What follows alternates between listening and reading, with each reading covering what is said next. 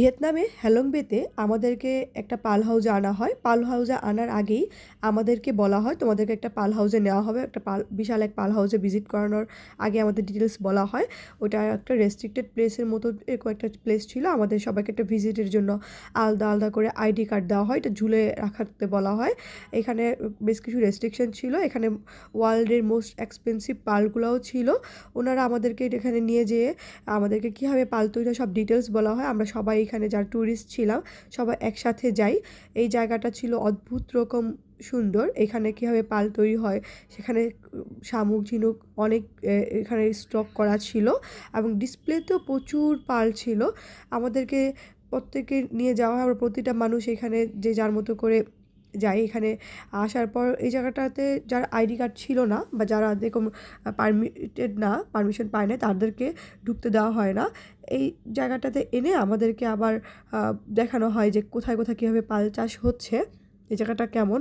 ভিয়েতনামিজরা যেমনটা ওয়েলকামিং, যতটা ফ্রেন্ডলি, ঠিক ততটা তারা তাদের বিজনেসের ব্যাপারে খুবই কনসাস। ওরা পুরো ওয়ার্ল্ডে বেশ নাম ওরা পাল প্রডিউস করে।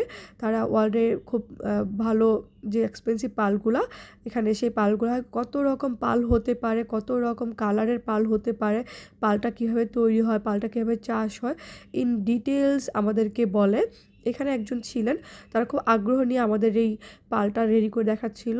আমাদের পাল রেডি করার দেখানোর ব্যাপারগুলাই ছিল। আমি আগে জানতাম পাল মানে একটু হবে কীরকম হোয়াইট অর একটু পাল যে কালার হয় একটু ই টাইপের গোল্ডেন টাইপের একটা কালার, এই দুটো কালার ছাড়া পাল হয়তো আর হয় না। এখানে আসার পর আমার ধারণাটা পুরোই পরিবর্তন হয়ে যায়। এখানে আমি লাইফে ফার্স্ট টাইম সব টাইপের কালার পাল দেখি। এখানে যে ব্লু কালার একটা রাখা আছে, এইটাও পাল। ওরা পালটাকে অনেকটা ভিতরে দিয়ে দেয় এটাকে বড় হওয়ার জন্য। পালটা অনেকটা বীজের মতো করে দেয়। তার বীজের মতো করে দেওয়ার পর ওই ডিটেলসটা আমাদেরকে দেখায় এখানে কীভাবে তারা এই পালের বীজটা দিচ্ছে, কীভাবে পাল তৈরি হচ্ছে, কীভাবে পাল হয়, ডিটেলসটা একদম কাছ থেকে আমাকে এনে দেখায়।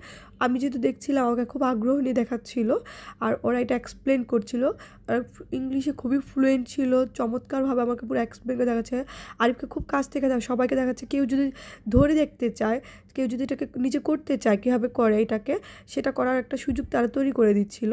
এখানে ভিতরে এটা কিন্তু জীবন্ত শামুক, এটার ভিতর তারা পাল দিচ্ছে, পালের ভিতরটা কীভাবে দিচ্ছে, পালটা কীভাবে বড় হয় এবং এটার জন্য প্রসেসটা কি ইন ডিটেলস আমাদের এক্সপ্লেন করে। অনেকে খুঁটে খুঁটে জিজ্ঞেস করে যে এটা কীভাবে ওটা কীভাবে হয়। এখানে পালের জুয়েলারি তৈরি করছে। আমার জানা মতে আমি যেটা স্টাডি করে পেয়েছিলাম যে এলিজাবেথ 500 বছরের কুইন এলিজাবেথ 500 বছরের পুরনো যে পালের জুয়েলারিটা ওনার ছিল, এটা অ্যাপ্রক্সিমেট প্রাইস ছিল $11 মিলিয়ন, মানে $11 মিলিয়ন ছিল।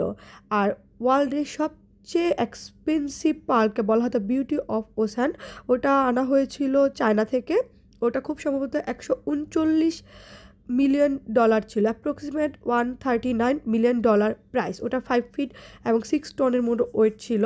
আর ওয়ার্ল্ডের বেশ এক্সপেন্সিভ পাল এর গহনা, বাংলাদেশে যতটা সস্তা বা কম প্রাইসে পাল পাওয়া যায়, অন্য জায়গায় অথেন্টিক পালগুলো এত কম প্রাইস না।